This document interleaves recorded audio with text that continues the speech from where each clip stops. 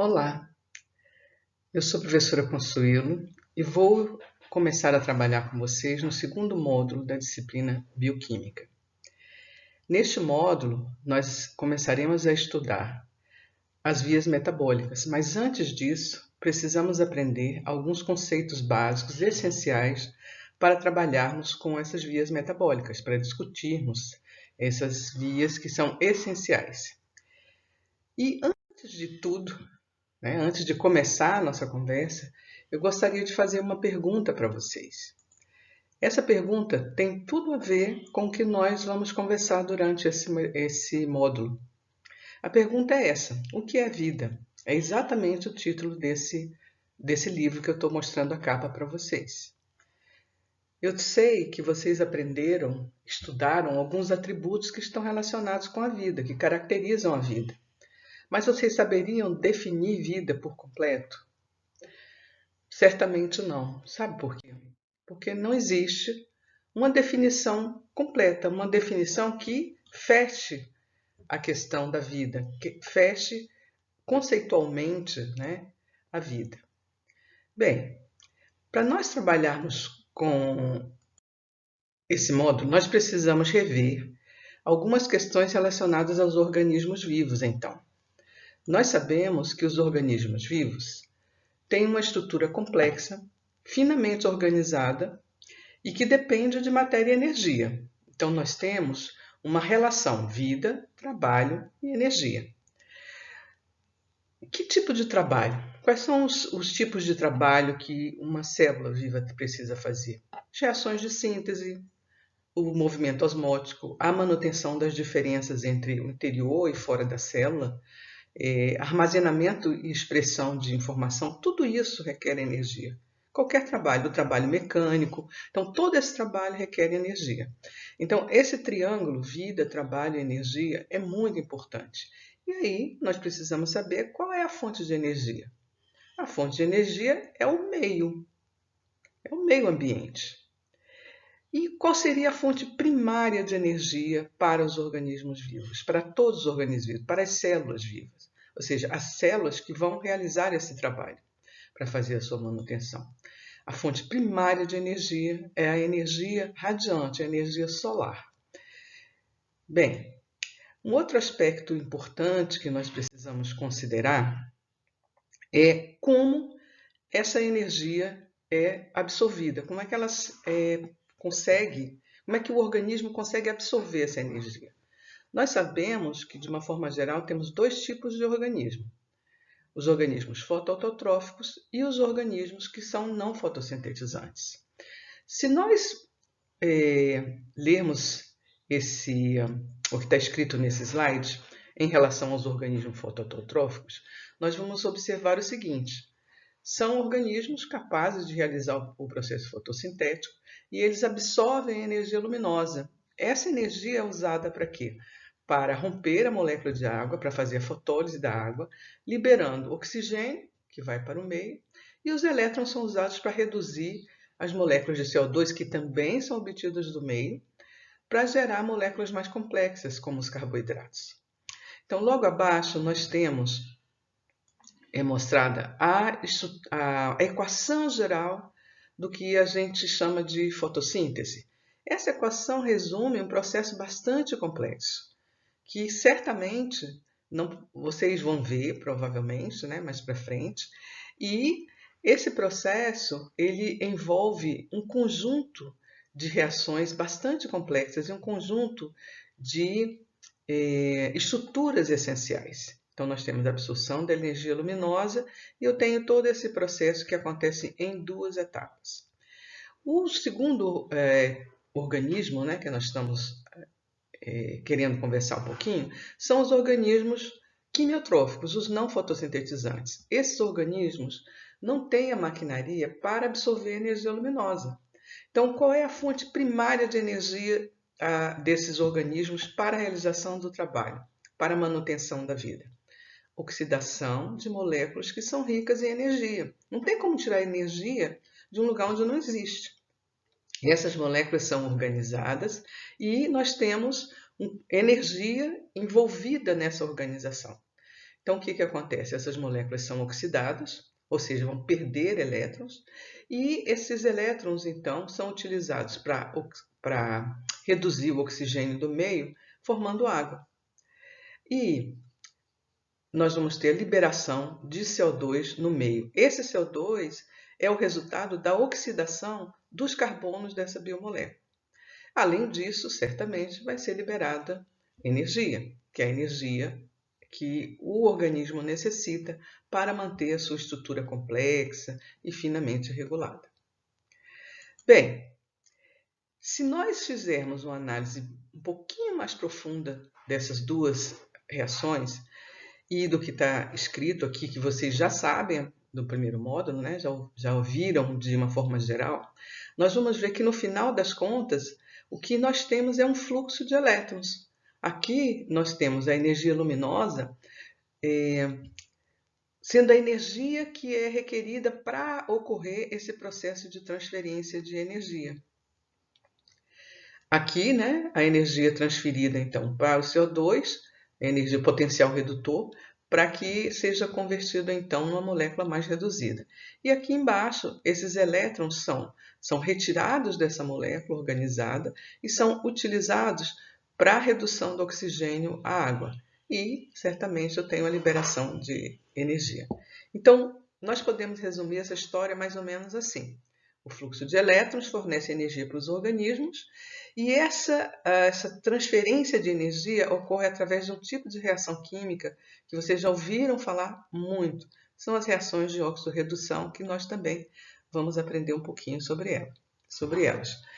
Mas, mais especificamente, essas reações acontecendo no meio celular. Então, qual é o grande desafio? O grande desafio que nós temos é compreender esses mecanismos químicos que estão envolvidos nas transduções biológicas de energia. Não é uma coisa simples, é desafiador, mas é muito interessante.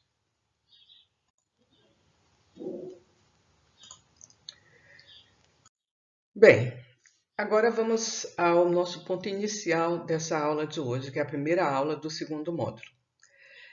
As reações químicas são transformações, certo? E essas transformações, elas são as responsáveis pelas alterações que nós temos, pelas conversões, né? Pelo que acontece dentro da célula. Quando a gente pensa numa transformação, existem dois pontos fundamentais que a gente deve analisar. Que pontos são esses? A variação de energia nesse processo, nessa transformação, que é a termodinâmica do processo. Então, nós vamos avaliar se a quantidade de energia dos reagentes, né, no estado inicial, é maior ou menor do que o produto, né, a energia no estado final, ou seja, após a transformação. E um outro aspecto importante para ser considerado é a velocidade desse processo, ou seja, a cinética desse processo. Quando a gente pensa na cinética do processo, a gente sabe que os organismos têm mecanismos para interferir na velocidade dos processos. Vocês já estudaram um pouquinho sobre os tipos de enzimas, alostéricas, micaelianas. Então, os organismos vivos, as células, né, os sistemas biológicos têm como interferir na cinética dos processos, mas não tem como interferir na termodinâmica dos processos. E é essa termodinâmica que nós vamos dar uma olhadinha, uma pincelada, né? Nós vamos aprender alguns aspectos básicos dessa termodinâmica aplicada, então, ao cenário biológico. Algumas coisas são interessantes a gente conversar agora. Por exemplo, o fato de dizermos, né, que o conteúdo de energia no estado final, né, é menor do que o do estado inicial. Isso significa o quê? Significa que houve liberação de energia. A gente diz que o processo é exergônico e que é espontâneo esse processo.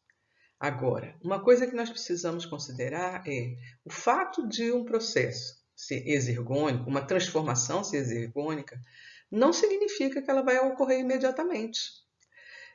Podemos pensar, por exemplo, se nós colocarmos em contato a glicose e o oxigênio. Imediatamente a glicose vai ser oxidada?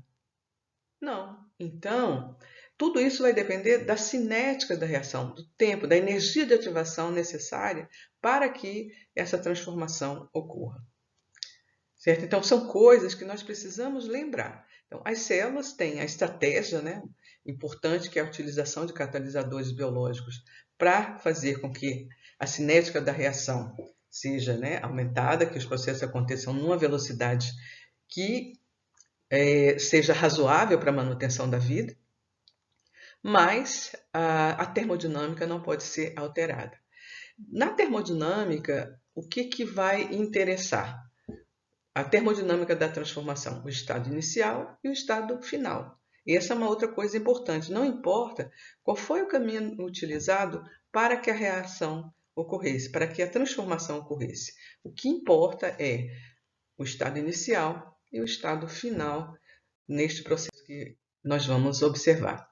Então, veja só, a termodinâmica estuda as transformações das diferentes formas de energia.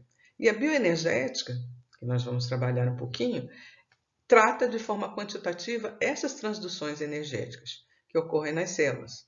E também da natureza e da função, né, desses processos que estão associados a essas transduções. Bem, algumas considerações são interessantes para a gente fazer agora, que nós podemos, né, nosso organismo consegue fazer a interconversão de diferentes formas de energia. E existem, né, formas de fazer essa conversão. Aqui no slide eu estou mostrando que, por exemplo, uma caloria de energia, né, é teoricamente equivalente a essa quantidade de energia mecânica, é só multiplicar o valor por esse fator que está sendo mostrado aí. Outra coisa importante, nós podemos considerar é que quando um tipo de energia é convertido em outro tipo de energia, sempre vai acontecer uma perda de energia, sempre.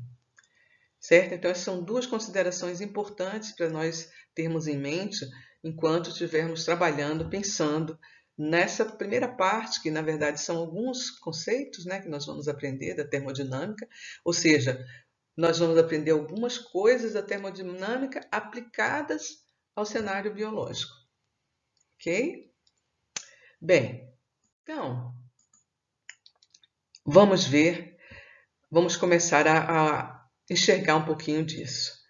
Nós sabemos que o grau de organização das moléculas que formam os organismos vivos, é bem maior do que aqueles dos componentes do meio, né? A partir dos quais essas moléculas são formadas. E nós sabemos também, e aqui eu vou colocar para vocês, que as transduções biológicas de energia seguem a primeira e segunda leis da termodinâmica. E eu vou então colocar essas leis para nós conversarmos um pouquinho. A primeira lei, que é chamada de princípio da conservação da energia, ela diz o seguinte, eu vou ler para vocês. Eu sei que vocês estão lendo, mas eu vou ler para vocês. Em qualquer transformação física ou química, a quantidade total de energia no universo, é muito importante considerar isso, permanece constante. Isso aqui, entre parênteses, é uma outra forma de falar, né, de escrever esse princípio da conservação de energia. Né? A energia não pode ser criada ou destruída, mas ela pode mudar de forma ou pode ser transferida para outra região. Isso aqui é importante, nós vamos conversar um pouquinho sobre o que é o sistema reagente e o meio. A segunda lei da termodinâmica é essa que diz que todos os processos naturais evoluem, né, para o aumento da entropia no universo.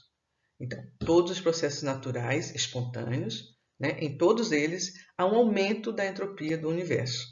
Ou seja, essa entropia é o grau de desordem, né, o grau de aleatoriedade.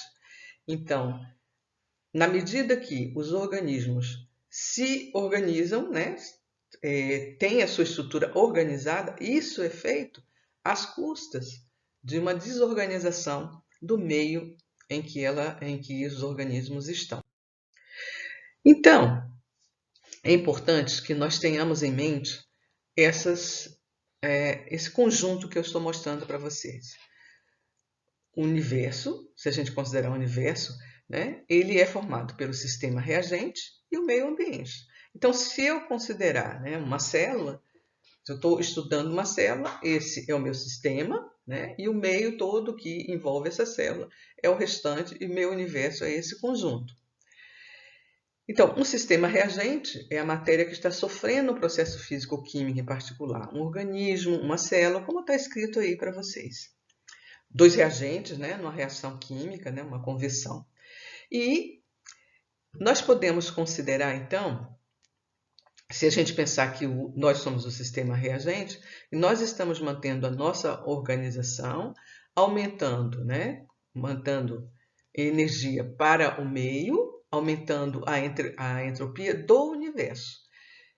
Certo? Então, o que nós podemos dizer, né, em relação aos sistemas, nós podemos acrescentar algumas coisas.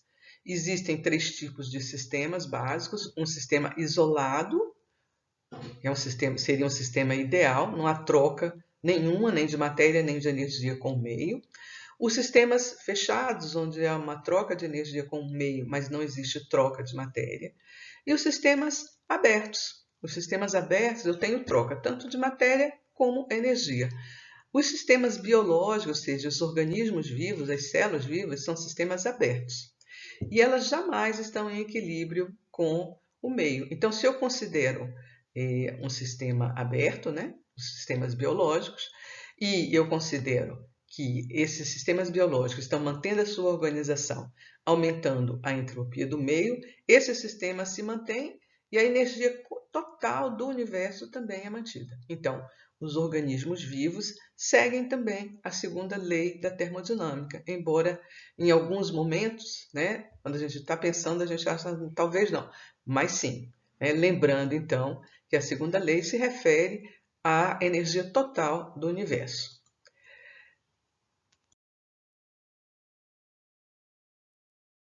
Bem, o que é importante para nós aqui? Qual é a nossa ideia? É importante para a gente avaliar essas transformações biológicas, ter uma forma de estimar como cada uma dessas transformações acontecem. E aí é que entra a questão da termodinâmica, né, e da bioenergética. Willard Gibbs, ele elaborou a teoria que é chamada teoria da variação da energia durante as reações químicas.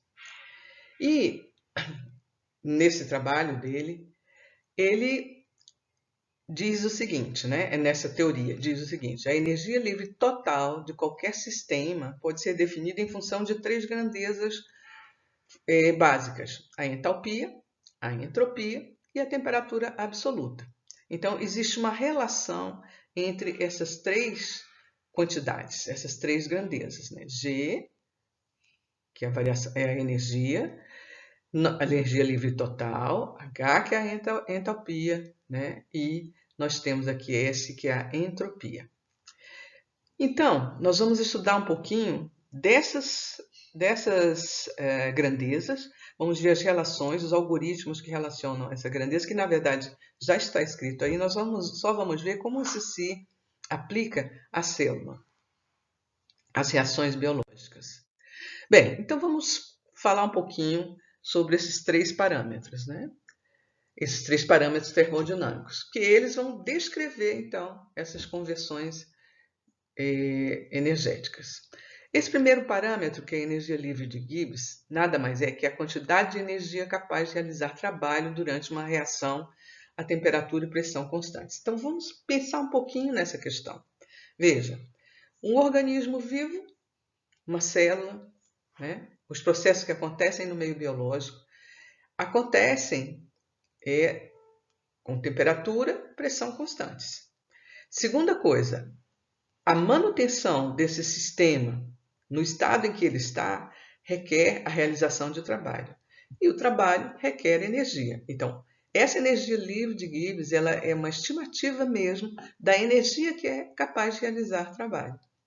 Segundo Gibbs, né, nós temos as reações exergônicas, que são aquelas que ocorrem com liberação de energia livre, ou seja, o sistema perde energia. Então, a variação de energia livre é considerada negativa, né? Por definição, né? Se você tem perda de energia, essa variação de energia tem sinal negativo. E o que significa isso aqui, né?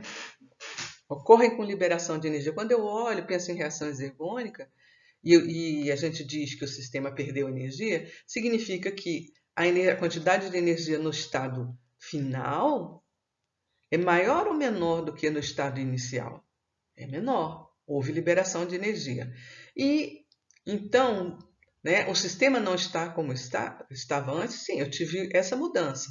Mas veja, a energia que foi liberada, uma parte dela é perdida para o meio. Então, é perdida como entropia e como calor.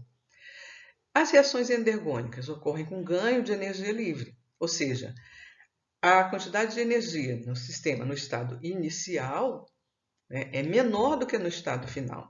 Então, a variação de energia tem sinal positivo.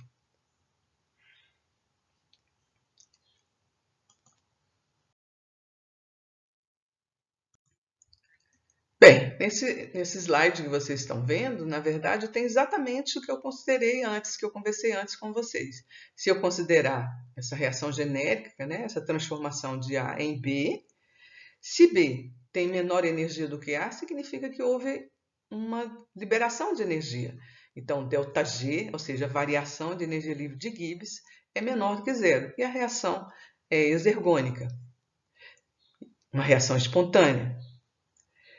Se B tem maior energia do que A, o sistema ganhou energia, então ΔG é positivo e a reação é endergônica, ou seja, não espontânea.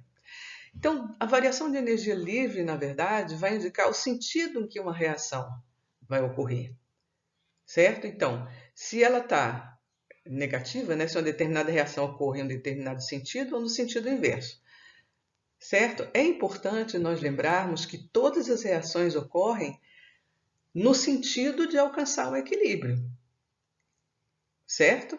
Então, existe uma força que empurra as reações, os processos para alcançarem o equilíbrio, para alcançarem as condições do equilíbrio, seja ela concentração, seja o que for, certo? Então, no ponto de equilíbrio, no estado de equilíbrio, não vai haver mais variação de energia livre, porque eu não tenho mais nenhuma força que empurre a reação ou o processo em nenhum sentido. E para lembrar a vocês novamente que essa variação de energia livre não se refere às questões cinéticas da reação, mas se a reação é espontânea, né, se existe uma força que empurra essa reação para ela ocorrer, para essa transformação ocorrer, ou se não, certo? Se ela não tem,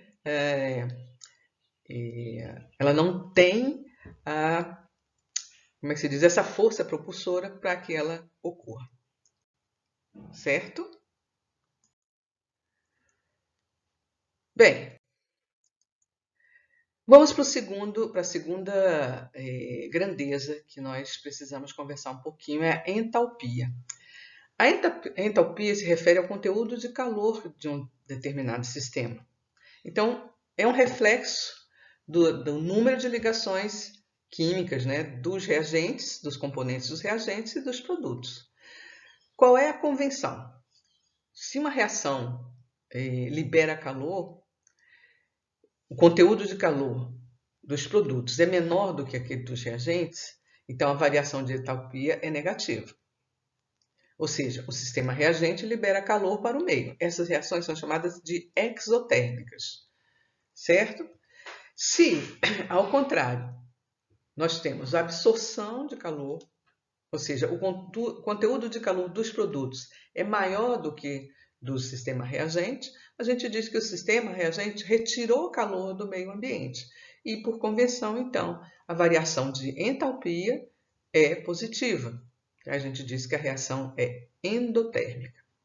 E o terceiro parâmetro importante para nós considerarmos, né, que estão relacionados com aquele aquela relação, né, proposta por Gibbs, é a entropia. Ora, a entropia é uma grandeza muito interessante. Ela vai quantificar o grau de desordem de um determinado sistema, o grau de casualidade.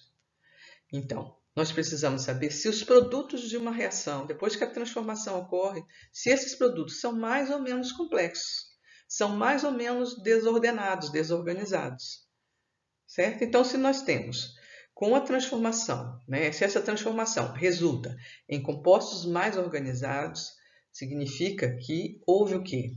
Um aumento da organização, então a entropia diminui. E se for o contrário, então nós temos um aumento da entropia, certo? Então, vamos falar um pouquinho mais sobre entropia? É uma grandeza muito interessante e eu gostaria de lembrá-los de algumas coisinhas, que eu acho que vocês já ouviram também falar sobre entropia. Veja só, a entropia é a tradução literal, né, seria mudança em seu interior. E existem várias formas de nós falarmos sobre entropia. A entropia é um parâmetro, né, que mede ou pode ser aplicado não só à matéria, mas também à energia. Né, aqui existem vários exemplos que nós podemos falar sobre entropia. Um deles é esse que eu estou mostrando aqui para vocês, que está no livro, no Leninger, que é o nosso livro-texto, mostrando uma mudança na entropia do sistema.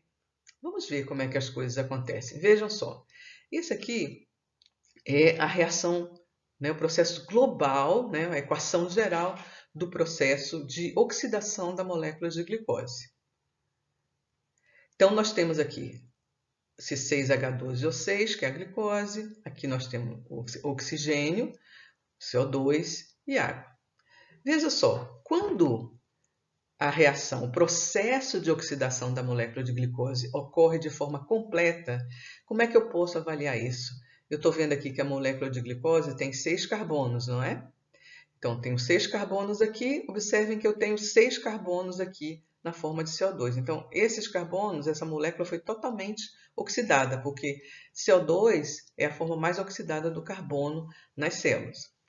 E esse processo acontecendo, nós temos a glicose, o oxigênio, né, CO2 e água. Observem o seguinte, quando esse processo, essa transformação ocorre de forma completa, eu posso analisar o estado inicial e o estado final desse processo. Então, no início, eu tinha molécula de glicose, que estava no estado sólido, né, o CO2 gasoso e o produto. Eu tenho um gás e tenho um líquido.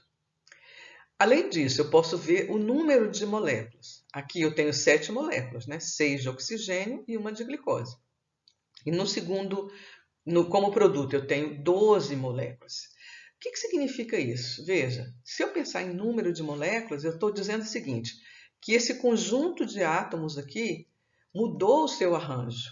Aqui eles estavam arranjados como 7 moléculas, 6 de oxigênio e uma de glicose. E aqui eles estão arranjados como 12 moléculas. Então, significa dizer que essas 12 moléculas, esses átomos, estão colocados de uma forma menos organizada, menos estruturadas. E se eu pensar que aqui eu tenho sólido e gás, e aqui eu tenho gás e líquido, se eu comparo a capacidade de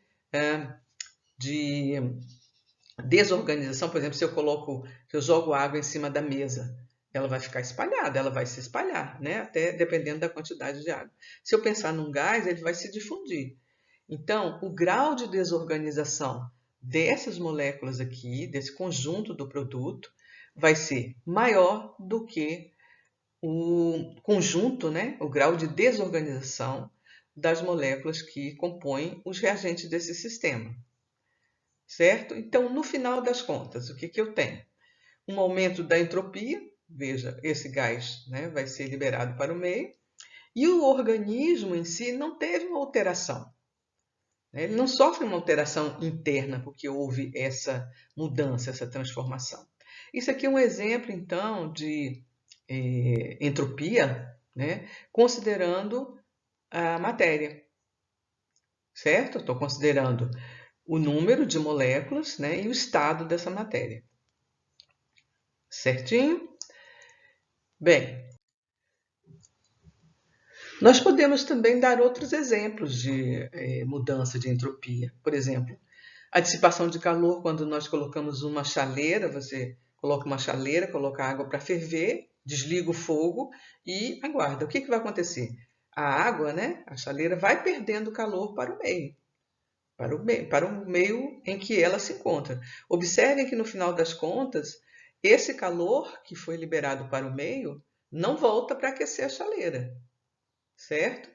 Uma outra forma da gente pensar, por exemplo, em organização, né, em grau de organização, e se a gente pensar em termos de informação, vamos pensar o seguinte: imaginem que o conjunto de informações que está organizada nesse slide para vocês, ao invés de estar assim, eu tivesse cada letra e cada número espalhado nesse slide. Faria algum sentido para vocês? Haveria algum significado? Não. Mas na hora que eu junto esses números e essas letras para formar um conjunto de palavras que vocês foram aprendendo aos poucos, está dentro de um padrão de alfabetização, vocês já sabem. Eu juntei a letra A, L, E, etc., para formar a palavra aleatoriedade. Mas se eu jogar essas letras aí no slide, vocês não vão saber o que eu queria escrever, por vários motivos. Primeiro, porque eu posso escrever outras palavras com essas letras. Ou posso escrever nenhuma. Então, a organização, né, da informação também é uma forma de avaliarmos a entropia. Essa é uma figurinha que eu acho muito interessante, né, mostrando, esse aqui é o departamento de entropia, a bagunça aqui no meio, e olha, né, a pessoa está contemplando, mantendo a sua organização e contemplando a desorganização externa. Eu acho bem legal essa imagem, certo? Bem, vamos para frente um pouquinho. Vamos pensar nos sistemas biológicos, né? Os sistemas biológicos, eles têm temperatura e pressão constantes. Variações de energia, de entalpia e de entropia estão relacionadas quantitativamente pela equação que eu escrevi aqui, que foi proposta por Gibbs, né? Por isso que chama energia livre de Gibbs. Então, veja só, eu tenho aqui a variação de energia livre de Gibbs do sistema, variação de entalpia, temperatura absoluta, né, em graus Kelvin, e a variação de entropia do sistema. É importante a gente entender um pouquinho por que nós estamos pensando, né, dessa forma, nesse formato, ou vendo, né, um pouco dessas questões físicas. Porque nós precisamos avaliar essas transformações que ocorrem na célula. Nós temos que ter uma estimativa disso para saber mais ou menos como é que as coisas vão acontecer. Bem, então, a gente pode resumir um pouquinho essa conversa nossa inicial, que, né, de acordo então com a segunda lei da termodinâmica, a entropia do universo aumenta durante todos os processos físicos e químicos, né? Isso nós temos aqui por definição. Então, nós podemos dizer o seguinte, que a organização gerada nas nossas células durante crescimento, divisão celular, todos os processos que acontecem no nosso sistema, né, que resultam do trabalho da célula, é mais do que compensado, né, pela desordem que é gerada no meio. Pensem um pouquinho sobre isso. Ou seja, a preservação da ordem interna dos organismos vivos se dá retirando energia livre do ambiente, na forma de nutrientes ou de energia luminosa, né, que vocês provavelmente vão ver, e o que é devolvido para o meio ambiente? Calor e entropia. Uma outra coisa importante que é chave no nosso processo de compreensão, nessa leitura que nós vamos fazer, é que existe uma tendência natural de desorganização do sistema. Existe uma tendência dessa desorganização.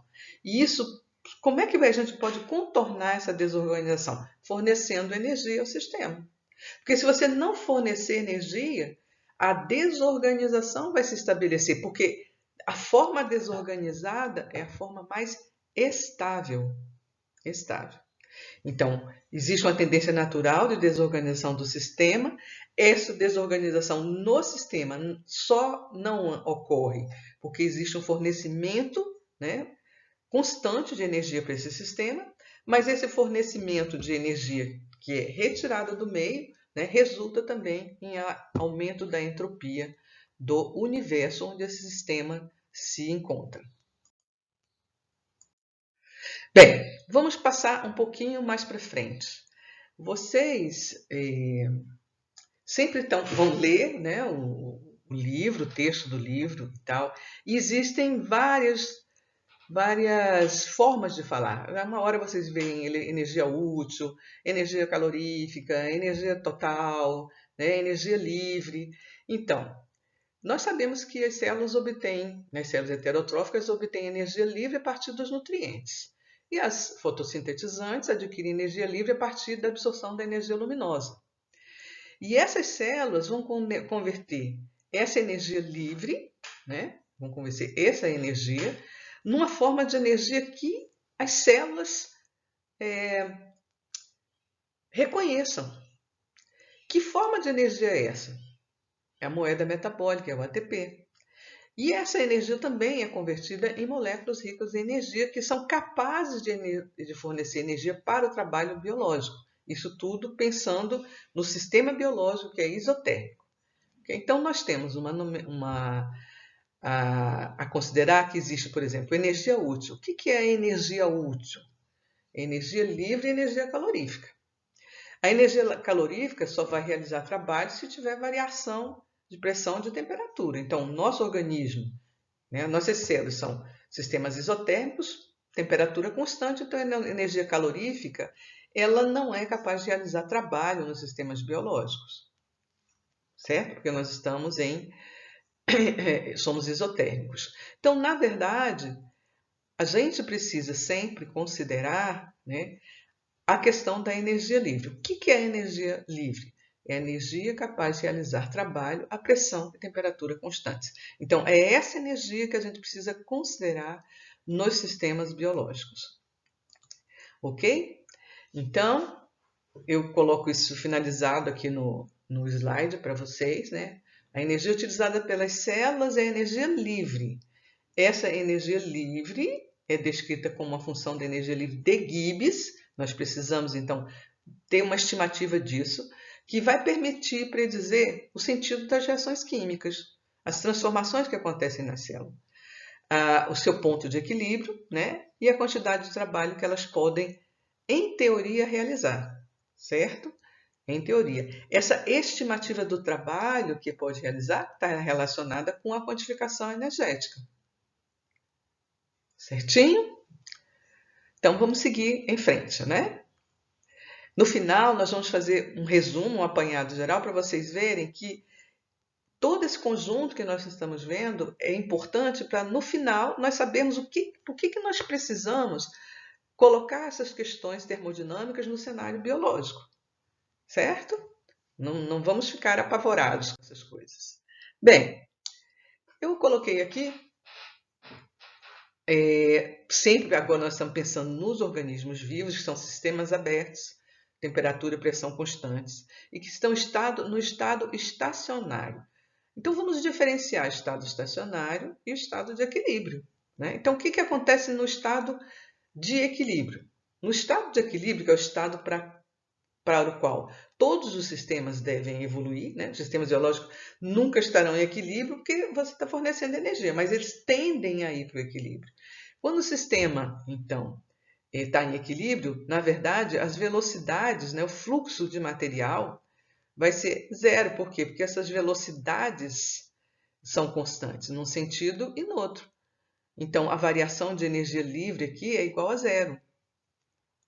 Por quê? Porque V1 igual a V2. Eu cheguei no ponto de equilíbrio. Eu não tenho mais fluxo líquido de material. Ok? Então, estado de equilíbrio. Estado estacionário, que é o estado que mantém a vida, na verdade, para os organismos vivos, é um estado. Observe que as concentrações de A e de B, considerando essa equação, essa reação genérica aqui, essa transformação, as concentrações de A e de B permanecem constantes também, certo? Mas veja só qual é a diferença. Observe mais uma coisa. O fato de ser constante, nos dois casos, não significa que são iguais. Por exemplo, aqui são as concentrações do equilíbrio. Aqui, né, essa mudança essa manutenção da concentração dessas substâncias, né, de A e de B, e essa variação de energia livre sendo diferente de zero, significa que está sempre a quantidade de material que entra é igual a que sai. Então, eu tenho um fluxo líquido de material no sentido dessa conversão da forma que está escrita, de A para B. Então, quando o sistema muda, né, você tem todo o sistema tem a tendência de caminhar no sentido do equilíbrio. Então, quando o sistema muda do estado inicial para o estado de equilíbrio, né, existe essa tendência, você tem uma variação de energia livre associada a esse processo. E essa variação de energia livre é dada pela reação que vocês já viram, né? ΔG, né? Pela relação ΔG, né? H, ΔH e ΔS, né? E eu tenho, então, essa magnitude desse ΔG vai depender da reação que é considerada. Se eu considerar, né, uma reação onde os compostos no estado inicial estão muito distantes do equilíbrio, certamente você vai ter uma variação de um processo, né, uma variação de energia nesse processo. Veja, não é diferente, né? A variação de energia livre é um valor que depende das constantes, ou seja, das concentrações no início e no final, mas é importante que a gente considere, né, qual é a situação inicial para a gente poder fazer essa comparação. Então, a magnitude de ΔG vai depender da reação química considerada e o quão longe do equilíbrio nós estamos, essas concentrações estão, tá certo? No início. Então, cada composto envolvido nesse processo contém uma quantidade específica, né, de energia potencial que está relacionada, então, com o número e tipo de ligações e etc. Agora, vamos fazer uma comparação aqui interessante, eu acho, né, entre estado estacionário e estado de equilíbrio. Vamos ver a questão. Se a gente fosse fazer uma analogia, vamos supor que eu tenho um grupo de pessoas e todas elas... Não, vamos pensar num campo de futebol. Pronto, pensar num campo de futebol. Vamos pensar que aquela linha do meio é o ponto de equilíbrio, é o ponto onde todos precisam chegar. Se eu for pensar a variação de energia e o processo de deslocamento dos jogadores, quem é que está mais distante desse ponto do meio? Eu posso dizer que são os goleiros, né? São os goleiros. Então, a variação de energia dele, lá do gol até o ponto lá do meio, é X. Se eu pensar num jogador que fica lá na frente, né, meio de campo praticamente, a variação de energia livre é menor. Então, a cinética, né, a gente não vai considerar, mas a gente pode dizer o seguinte, que vai ser diferente a quantidade de energia envolvida no processo de deslocamento. Então, os goleiros têm uma quantidade muito maior de energia envolvida nesse processo de deslocamento do que os jogadores que estão próximos. E eu posso comparar essas quantidades de energia? Ia ficar complicado, não é? Porque cada um está vindo de um ponto. É bem complicado. Como é que eu posso avaliar, fazer uma estimativa do processo em si, se eles estão em condições, em pontos totalmente diferentes? Então, é nesse sentido que nós vamos continuar a nossa conversa aqui. Então, os sistemas biológicos estão no estado estacionário. Nós vamos ter oportunidade de conversar um pouquinho mais sobre isso. E como existe um fluxo líquido de material, no sentido da conversão, que vocês estão vendo aqui de A para B, a gente diz, né? A gente diz não, a variação de energia livre do processo é diferente de zero, certo? Bem, então vamos ver. Então vamos falar mais um pouquinho sobre essa questão. Você tem o sistema reagente, você tem as concentrações dos sistemas reagentes e tem as concentrações dos produtos.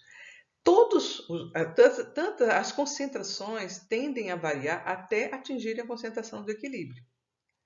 Foi o que nós conversamos um pouquinho antes, né? Então, no ponto de equilíbrio, a velocidade das reações no sentido e no outro, ou seja, direta e inversa, são exatamente as mesmas. Então, eu não tenho variação líquida no sistema. A gente diz que o sistema entrou em equilíbrio. Veja só, como é que a gente então vai definir esse processo? Nessa situação, nós podemos definir a constante de equilíbrio. Então, as concentrações dos reagentes dos produtos no estado de equilíbrio vão definir a constante de equilíbrio. O que é a constante de equilíbrio? É o produto das concentrações dos componentes do produto, né? E sobre o produto das concentrações dos reagentes, certo? E é claro o número de moléculas de cada um. Então, eu estou considerando essa reação genérica aqui. Então, eu tenho um número Azinho da molécula A, Bzinho da molécula B, gerando, né, um conjunto de produtos, né, desculpem, dois produtos, C e D, com esses números de moléculas que estão representados aí pelas letras minúsculas C e D. Observem que a reação, o sistema, vai acontecer, né, impulsionado para alcançar a situação de equilíbrio, que é a tendência de todos os sistemas. No equilíbrio, então, eu não vou ter mais, né, eu vou ter as velocidades iguais, né, no sentido direto e inverso. Isso implica num fluxo de líquido igual a zero, né? Variação líquida no sistema. Então, veja só. Nós temos, então, que as concentrações de A, B, C e D são essas concentrações molares do sistema no equilíbrio. E a constante de equilíbrio, que é importante, é definida aqui. Observe que é uma constante de equilíbrio. Significa que nós temos esse valor aqui não vai variar. Por quê? Porque a concentração de C, D, A e B no equilíbrio são definidas. É para onde o sistema progride, é para onde o sistema avança. Bem, vamos então falar um pouquinho sobre o que acontece nessa situação. Se eu tenho um sistema reagente fora do equilíbrio, a gente diz que existe uma tendência em direção ao ponto de equilíbrio. Por quê? No ponto de equilíbrio é uma situação mais estável também. E isso, né, essa tendência em caminhar para o ponto de equilíbrio, a gente diz, né, isso representa a força que impulsiona, então, esse sistema para atingir o equilíbrio. E essa força protomotriz, então, desculpa, essa força de movimento, essa força propulsora, ela tem uma intensidade que pode ser expressa pela variação de energia livre padrão. Desculpe, pela variação de energia livre. Então, nós podemos quantificar essa força a partir das concentrações relativas, né, e desse movimento em direção ao ponto de equilíbrio. Acontece que é bastante complicado isso, né? Por quê? Porque em cada momento eu tenho uma concentração diferente. Então, veja, as reações bioquímicas, elas acontecem num sistema, né, que a gente com temperatura, né, mais ou menos de 25 graus, mais ou menos definida, um pH em torno de 7, né, pressão também constante.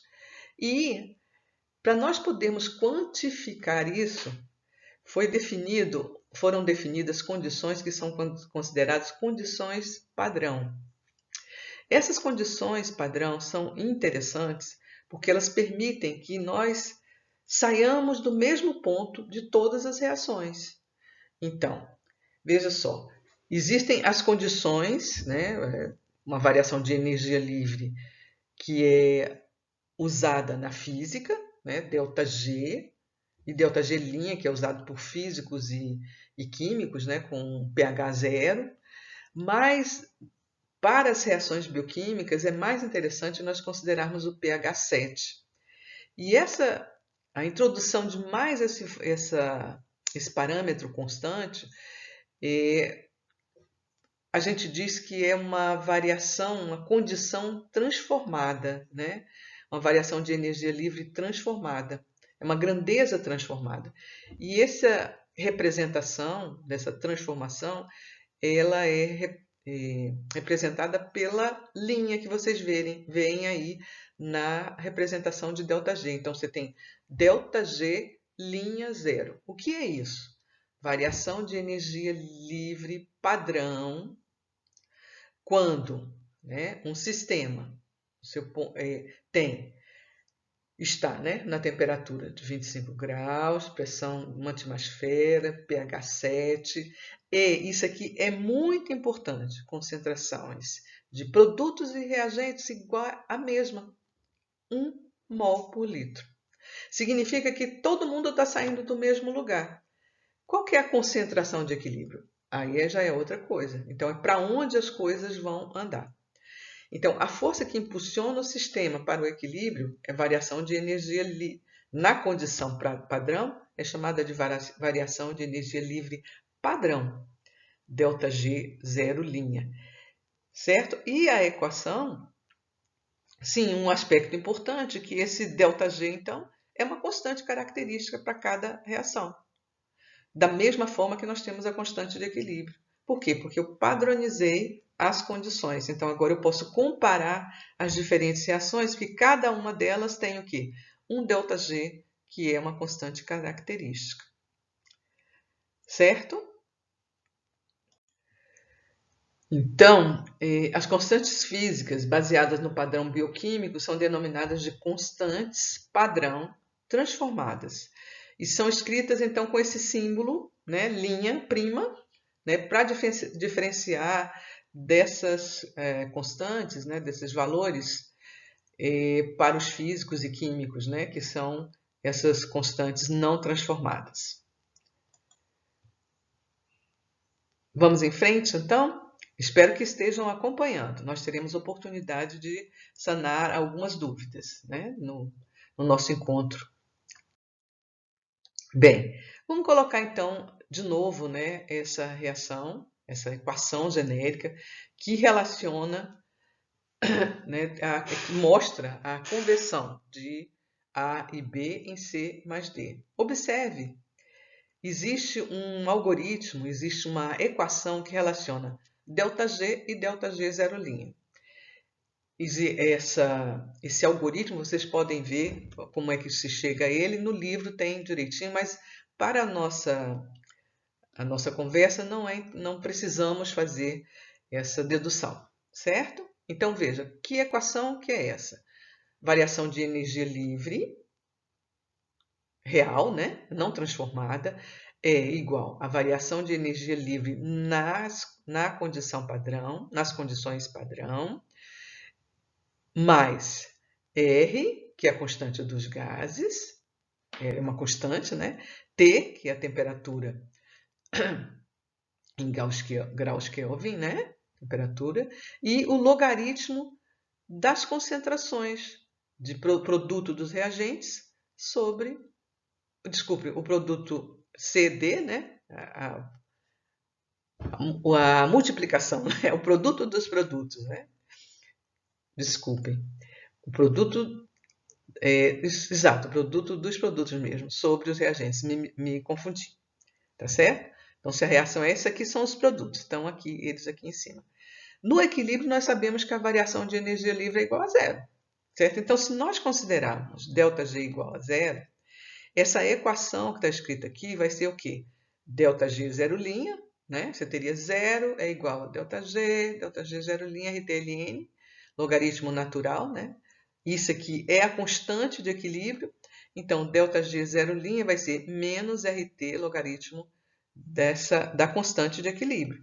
Então, essa equaçãozinha aqui, ó, esse algoritmo que vocês estão vendo aqui, é bem interessante.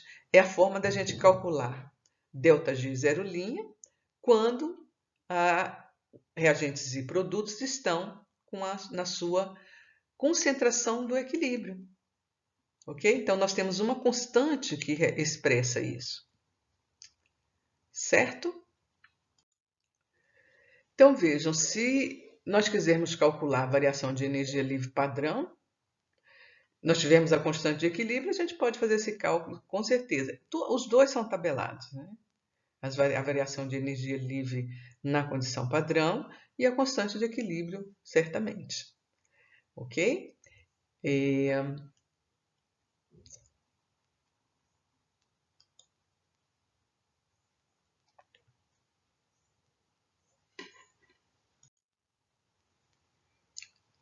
Certo? Então vamos para frente. Aqui é uma tabela, estou mostrando para vocês uma tabela do Leininger, que relaciona a constante de equilíbrio com o ΔG zero linha, nas condições padrão, né? ΔG linha zero, desculpe. Mostrando o seguinte, quando a constante de equilíbrio é positiva, né, tem um valor maior do que 1, a variação de energia livre padrão é negativa. E essa variação de energia livre, né, padrão sendo negativa, significa que a reação vai ocorrer no sentido direto, no sentido que está escrito. Se a constante de equilíbrio é igual a 1, nós temos o quê? O logaritmo natural de 1 é zero, né? Então, esse valor aqui dá zero nessa multiplicação, e ΔG zero linha é zero, e nós temos essa transformação está no equilíbrio. Se a constante de equilíbrio for negativa, se esse valor aqui for negativo, então eu tenho esse conjunto aqui sendo positivo, então ΔG zero linha será ΔG linha zero é positivo, então nós temos a reação ocorrendo no sentido inverso ao que está escrito. Ok? Então, na verdade, a variação de energia livre na condição padrão é uma forma alternativa da gente expressar a constante de equilíbrio de uma reação. Uma outra forma interessante da gente pensar sobre ΔG linha zero é pensar na questão do conteúdo de energia de reagentes e produtos, onde? Nas condições padrão. Então, veja só, se ΔG linha zero for negativo, ou seja, for menor que zero, significa que os produtos têm menos energia livre do que os reagentes. Então, isso significa dizer que a reação vai ocorrer espontaneamente, neste sentido, nas condições padrão. Ao contrário, se a variação de energia livre padrão, né, ΔG linha zero, for positiva, significa dizer que os produtos contêm mais energia livre que os reagentes. E a reação vai tender a ocorrer no sentido inverso nas condições padrão. Então, eu estou vendo o sentido, né, da reação, estou avaliando a quantidade de energia, ou seja, o conteúdo energético de reagentes e produtos, observando, então, o valor de ΔG linha zero. Se é negativo, significa que o produto tem menos energia. Se é positivo, significa que os produtos da reação têm mais energia do que a dos reagentes.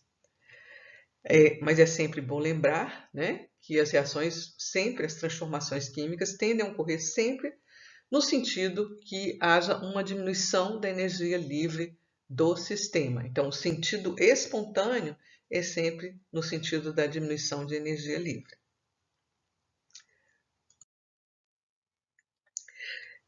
Acho que vale a pena nós fazermos uma comparação, né, entre a variação de energia livre real e a variação de energia livre nas condições padrão.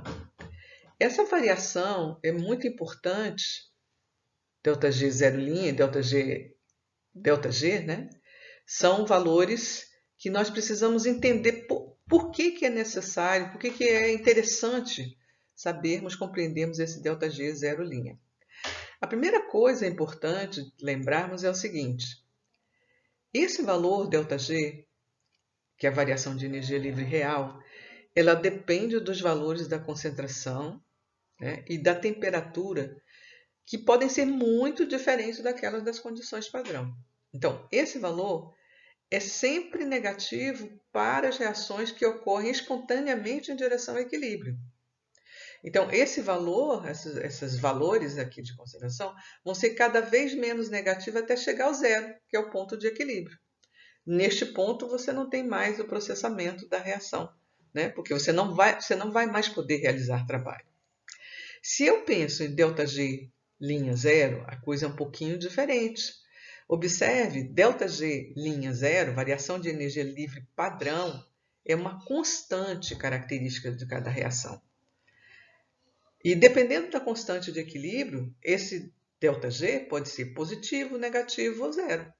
Então, esse ΔG linha zero vai indicar o sentido e até onde uma determinada reação ocorrerá até atingir o equilíbrio.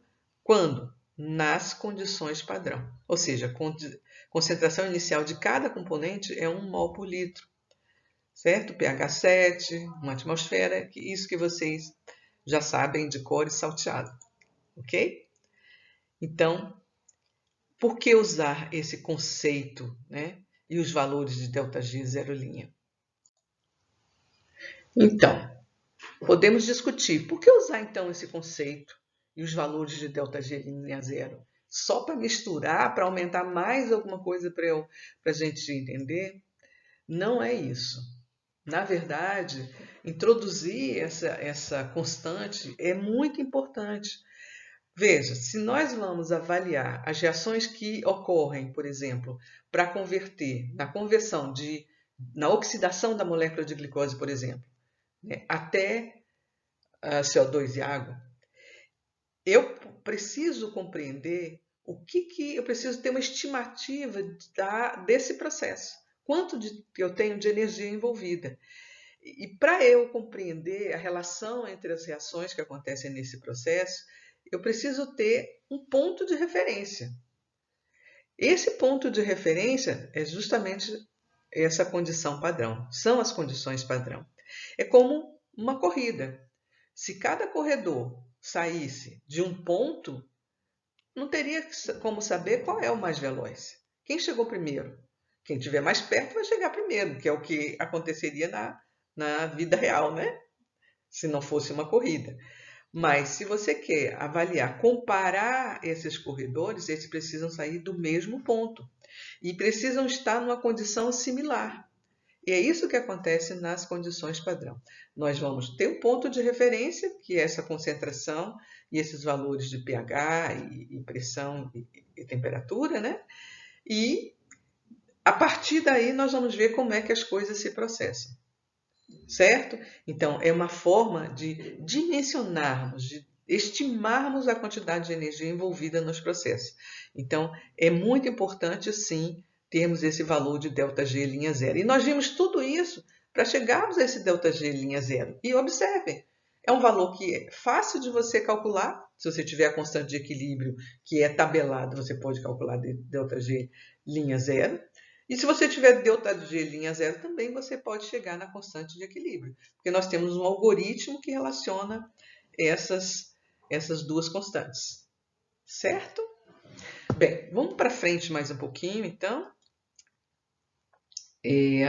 Eu coloquei aqui nesse slide para vocês, então, que é importante usar esse conceito e os valores de ΔG para estabelecer um parâmetro que permite a comparação das reações, né, das transformações biológicas.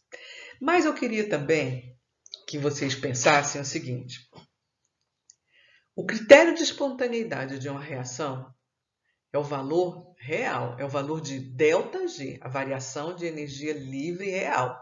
Não é ΔG zero linha, ou linha zero, né? Não é esse valor. Por quê?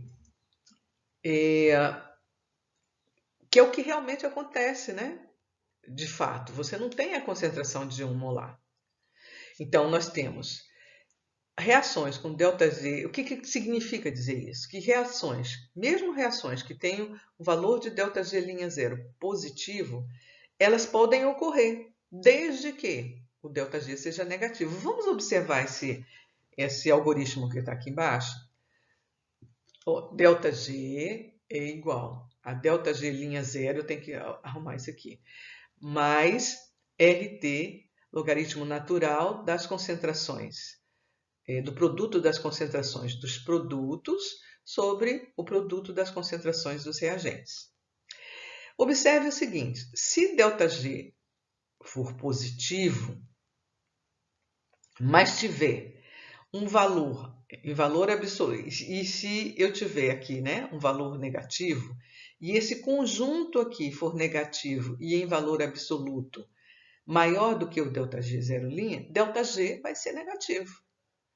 Então, mesmo com ΔG'0 positivo, eu tenho esses valores aqui, ó, as concentrações, definindo como é que as coisas vão acontecer. Então, qualquer processo metabólico, né, os processos metabólicos de todas as conversões de energia, vão sempre envolver um processo, uma perda de energia ou uma conversão de energia. E sempre vai haver uma perda de energia útil. Mas o que eu posso dizer é que esses valores aqui, né, esse valor de ΔG, não é ele que define a espontaneidade de uma reação. A outra coisa importante é que reações que são termodinamicamente favoráveis podem ser muito lentas, cineticamente desfavoráveis. Nós temos muitas situações em que podemos exemplificar. Eu comentei com vocês sobre glicose e oxigênio, né? E na célula, as questões cinéticas podem ser contornadas pela presença de catalisadores biológicos que vão, então, reduzir, vão diminuir, né, a energia de ativação. Então, eu coloquei isso aqui só para vocês lembrarem a questão da espontaneidade de uma reação. Se a gente pegar esse algoritmo, ou seja, está fora do equilíbrio, mesmo se o meu ΔG é positivo, né, a reação vai ocorrer se o meu ΔG real for negativo. Ok? Bem, se nós pensarmos no sistema biológico, a gente precisa fazer algumas considerações. Então, no sistema biológico, será que na conversão, por exemplo, de glicose até piruvato, né? Que é glicose substrato, 2 moléculas de piruvato produto. Será que todas as reações que participam desse processo de conversão, será que todas são exergônicas? Outra pergunta, será que uma reação termodinamicamente desfavorável, seja endergônica, pode ocorrer? Olha, vamos ver, né? Vamos primeiro fazer uma analogia. Eu gosto muito desse exemplo mecânico porque ele dá uma ideia para a gente das coisas. Veja só, eu tenho aqui um plano inclinado. Nesse plano inclinado, eu tenho um objeto que tem uma massa m aqui e que tende a descer nesse plano inclinado. Nessa descida, ocorre a perda de energia potencial, energia de posição, né? Que ele estava nessa altura e agora está aqui. Ok. Então, se teve perda de energia, cadê essa energia? Essa energia, na verdade, foi perdida, né? Para o sistema. Então, eu tenho uma variação de energia livre negativa aqui. Agora veja, será que tem como eu aproveitar essa energia?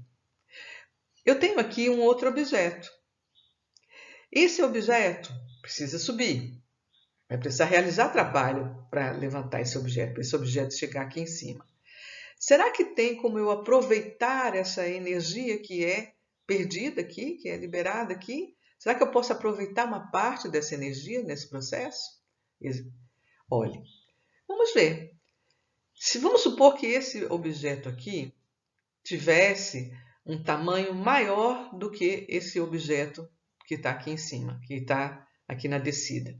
Se esse objeto aqui embaixo fosse maior, isso aqui aconteceria? Né? O objeto desceria?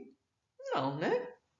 Porque, na verdade, ele está preso a um processo que requer muito mais energia do que a que ele tem, a energia que impulsiona ele para baixo.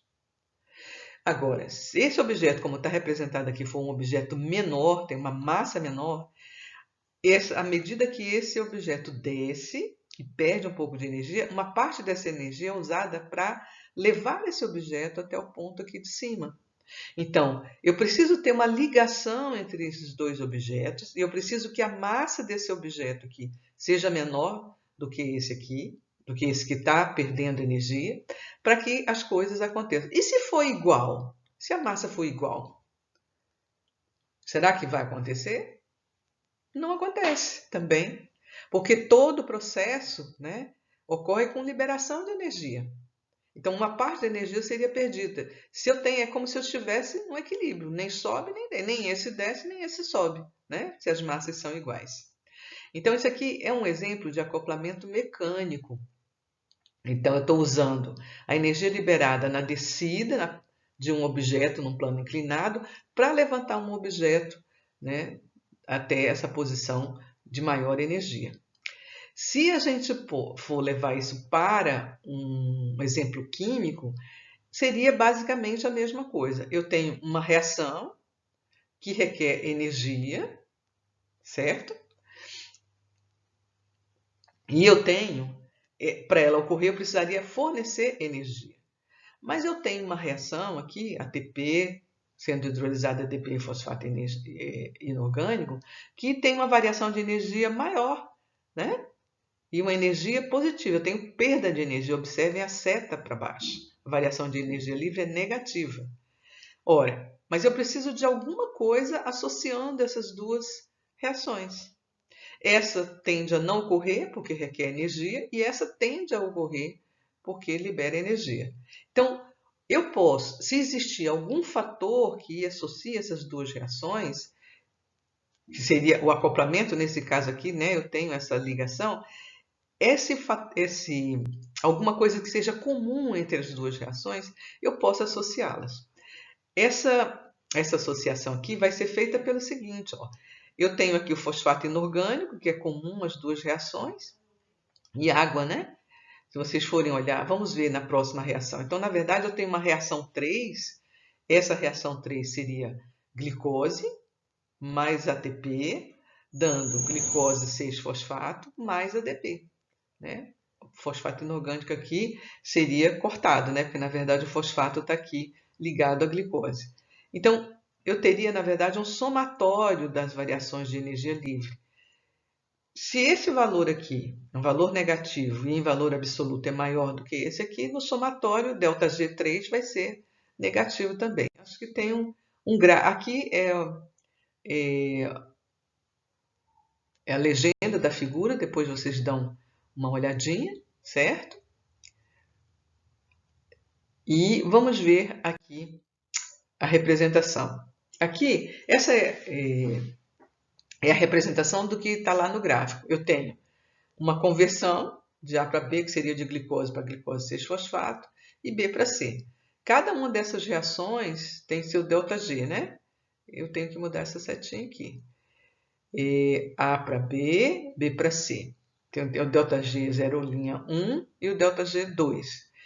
E eu tenho esse somatório, né? Eu tenho a equação 3, que seria o somatório de ΔG1 mais ΔG2. É muito interessante essa característica ou essa capacidade que os sistemas biológicos têm, que é de acoplar reações.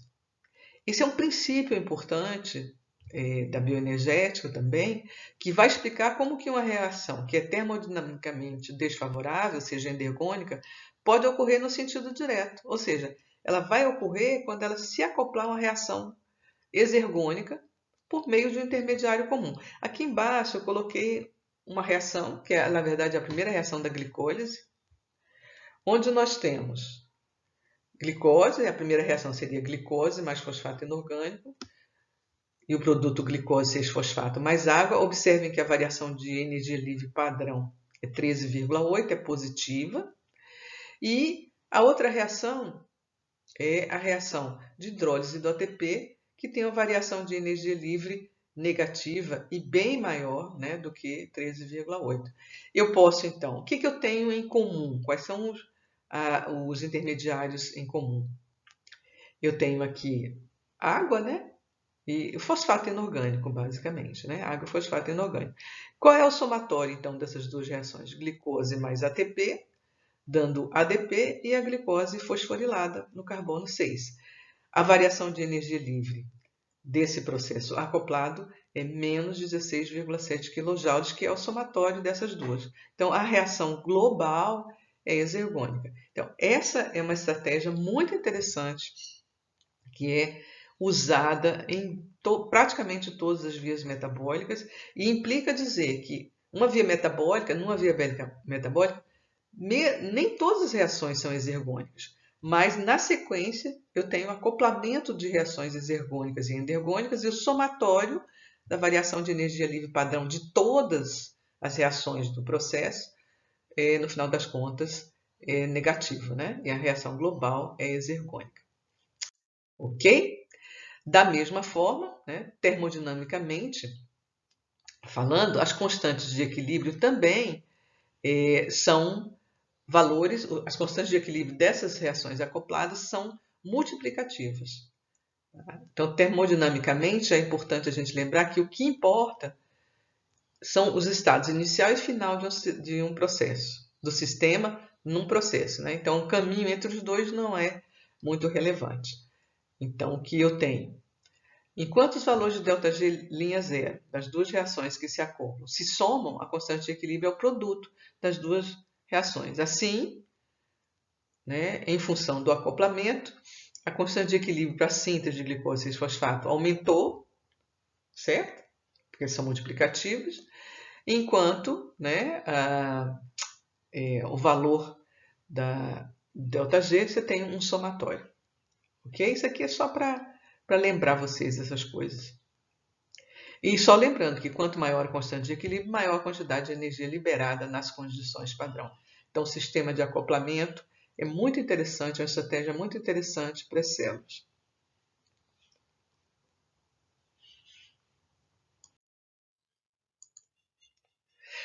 Bom, vamos resumir essas coisas todas que nós conversamos? Vamos lá, vamos ver se esse resumo se encaixa na nossa conversa. Vamos lá.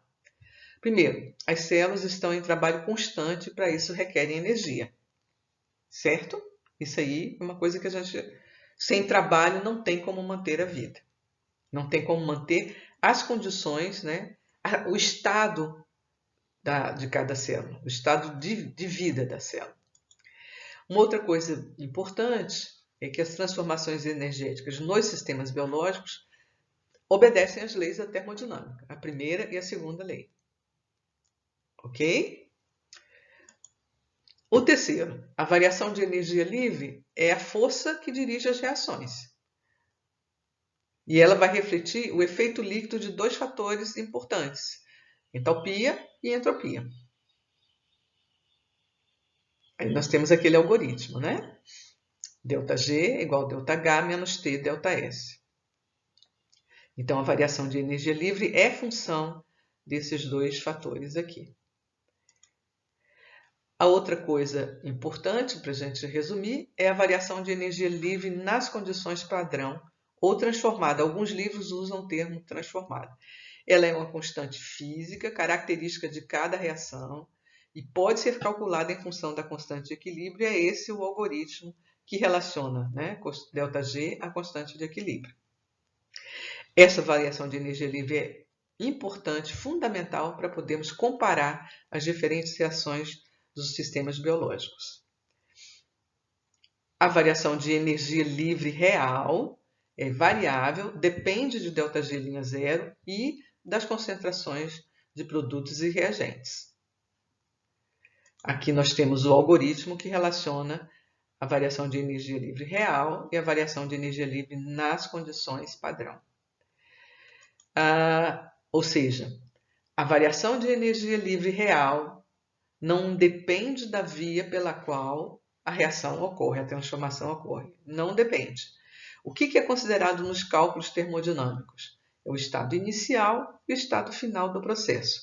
A quantidade de energia no estado inicial e a quantidade de energia no final, né, no estado final.